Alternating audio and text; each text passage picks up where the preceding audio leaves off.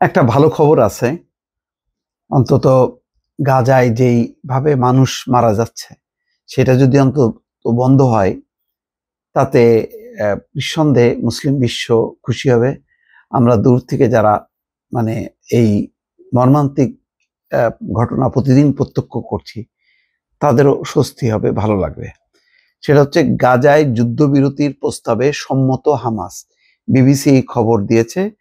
এখানে বলা হচ্ছে ফিলিস্তিনি সশস্ত্র সংগঠন হামাস আঞ্চলিক মধ্যস্থতাকারীদের সর্বশেষ যুদ্ধবিরতির প্রস্তাবে সম্মত হয়েছে। এর অংশ হিসেবে জিম্মি বন্দি বিনিময় প্রক্রিয়াও অন্তর্ভুক্ত থাকবে বলে জানিয়েছে সংগঠনের একটি সূত্র।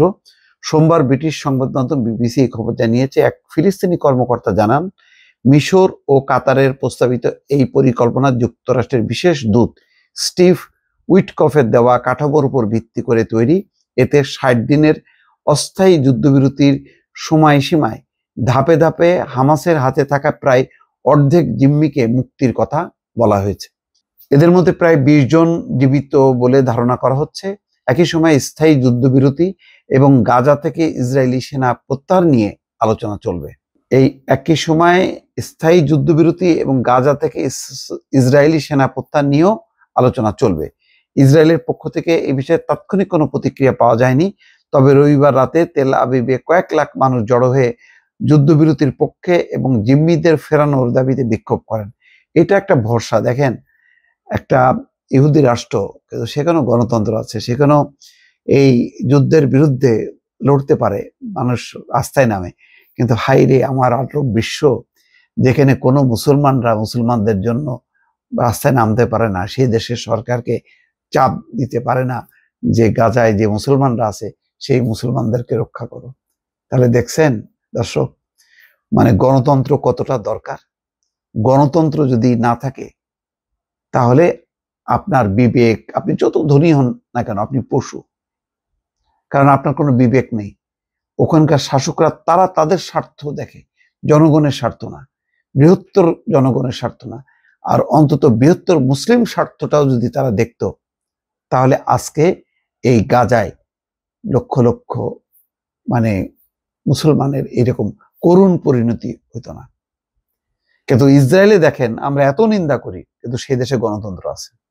সেই দেশের সরকারের বিরুদ্ধে, যুদ্ধের বিরুদ্ধে তারা রাস্তায় নামছে। আর আমার আরব বিশ্ব চুপচাপ দেখতেছে সবকিছু। যাই হোক, এটা আপনারাই ভালো বলতে পারবেন। ধর্মের নামে, ইসলামের নামে যে ধরনের ফ্যাসিবাদ, স্বৈরতন্ত্র অকল্পনীয়। এই ধরনের রাষ্ট্রের কোনো দরকার নেই। প্রধানমন্ত্রী বেনিয়ামিন নেতানিয়াহু অভিযোগ করেন, এসব বিক্ষোভ হামাসের দর কষাকষির অবস্থানকে শক্ত করছে। গত সপ্তাহে নেতানিয়াহুর কার্যালয় জানিয়েছে, সব জিম্মিকে একসঙ্গে মুক্তি দেওয়ার শর্তে ইসরায়েল সমঝোতায় রাজি। তবে একই সময় ইসরায়েলের মন্ত্রিসভা গাজা সিটিতে সেনা অভিযান সম্প্রসারণের পরিকল্পনা অনুমোদনের প্রস্তুতি নিচ্ছে। হামাস এর আগে বলেছিল ২২ মাস ধরে চলা যুদ্ধের ইতি টানার প্রতিশ্রুতি না পেলে তারা অবশিষ্ট জিম্মিদের মুক্তি দেবে না। অন্যদিকে নেতানিয়াহু বলেছেন, জিম্মি মুক্তির আগে হামাসকে নিরস্ত্র করতে হবে। ২০২৩ সালের ৭ই অক্টোবর ইসরায়েলের দক্ষিণাঞ্চলে হামাসের হামলার পর গাজায় ব্যাপক সামরিক অভিযান চালায় ইসরায়েল। এই পর্যন্ত প্রায় ৬২,৬২,০০০ মানুষ মারা গেছে ইসরায়েলি সৈন্যদের হাতে, এবং প্রতিনিয়ত মারা যাচ্ছে। এখন যদি অন্তত এই যুদ্ধবিরতির প্রস্তাব হামাস মেনেছে, ইসরায়েল যদি মানে, তাহলে রক্ষা পাবে অনেক মানুষের জীবন। এইটুকুই বলা যায় আর কি। ভালো থাকবেন। আল্লাহ হাফেজ।